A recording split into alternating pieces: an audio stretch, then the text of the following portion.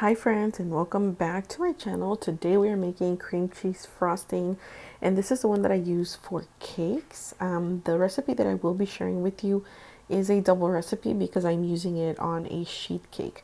So if you're wanting to make maybe like an 8-inch round cake, cut it in half. Or if you make the whole recipe, you can always store it in your refrigerator and whip it up again later. So the things we're going to need is 4 sticks of unsalted butter, a half a block of cream cheese or 4 ounces, a 2-pound bag of powdered sugar or 8 cups, 2 tablespoons of vanilla extract, 3 tablespoons of heavy whipping cream, and a quarter teaspoon of salt. For this recipe and mostly any frosting recipe, make sure that your butter and your cream cheese are at room temperature. If they are not, you just take them out of the refrigerator. You can soften them a little bit on 5-second intervals in the microwave. It usually takes about 15 to 20 seconds to soften a stick of butter directly from the refrigerator in 5-second intervals in the microwave.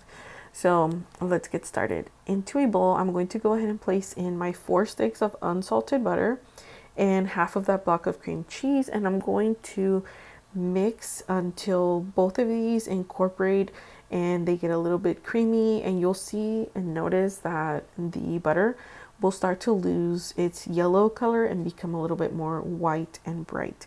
So you want to mix approximately between 4 to 5 minutes on medium to high speed. As you are mixing, also remember to scrape the sides of your bowl because what we want to do is we want to make sure that all of the little balls of butter and cream cheese incorporate.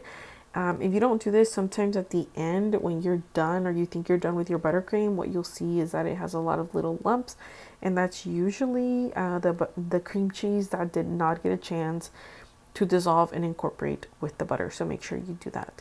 Once you have mixed for approximately 4 to 5 minutes, go ahead and add in half of the bag. Now, I don't sift my powdered sugar. A lot of people do.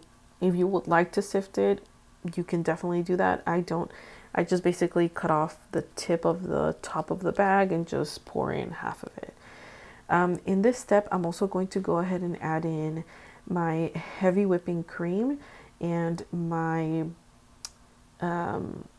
vanilla extract. Once you have those ingredients in, we're going to slowly start to incorporate them with the butter and the cream cheese. You want to do this at a low speed because if you don't, then you'll have a lot of flyaway powdered sugar. So go ahead and do that on low speed. Once you see that everything has incorporated, then up your speed to medium-high speed for approximately 2 to 3 minutes. Now, I do want to add in a note on the heavy whipping cream. So in the beginning, I did mention that you would need, the ingredients that we would need and some of the quantities. So for this, the quantity of heavy whipping cream really depends on the climate of where you live and what you're using this frosting for. So leave that at 3 to 4 tablespoons. Don't add all 4 tablespoons. Add in 3 tablespoons, mix it, test it out with a spatula or even a piping bag and see if you like that consistency. If it's too stiff for you, then add in 1 extra tablespoon of heavy whipping cream. The reason I say this is because sometimes with the cream cheese, what happens is that the frosting or the icing will be a little bit jiggly or not as stable. So if you add in too much liquid to it, it's going to be even less stable, if you get what I mean. So it really depends on what you're using it for and the climate of where you live. So as I mentioned in the beginning, I will be using this batch of icing for a half sheet cake, and this is the consistency that I wanted. I wanted it to be more on the stiff side because I will be stacking 2 layers of sheet cake on top of each other. So I didn't want it to be too runny to the point where it slides around. So I just went ahead and tested it on my spatula.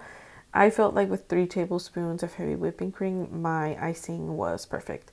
So I didn't add in the 4th tablespoon. This is exactly what I wanted, and that's how I'm going to keep it.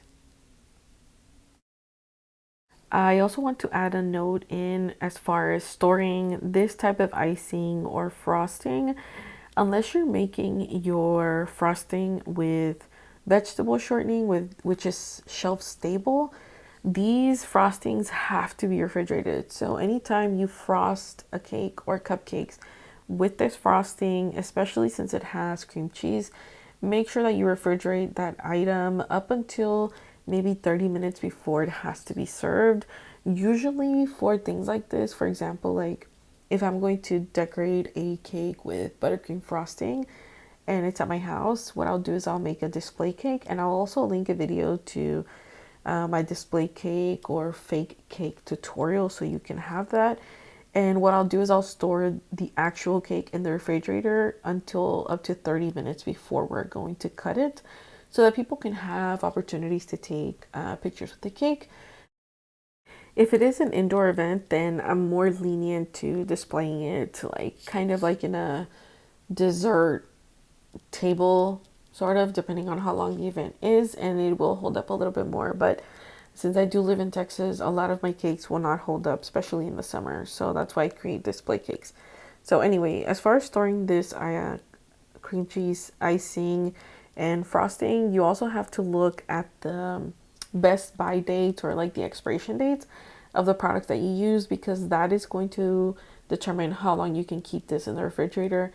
I don't keep this in the refrigerator for more than a week and a half, simply because when you're mixing and you're adding in different things using utensils, you're already adding in that contamination of basically the air that you're breathing around this. So I would keep it in the refrigerator for approximately a week, maybe 2 weeks at max. And anything that you don't use after that, I would discard it and just throw away. And here I'm just kind of like showing you how I prepare my cakes for before I frost them. So I do use simple syrup on my cakes simply because I like for my cakes to stay moist. A lot of people don't use them, so if you don't like to use them, that's really up to you. But this is how I prep my cakes. This was, I believe, a carrot cake, yes. So that's why I made this cream cheese buttercream frosting. And I feel like it's stable enough for it to travel. I traveled with it approximately 20 minutes. It held up very well.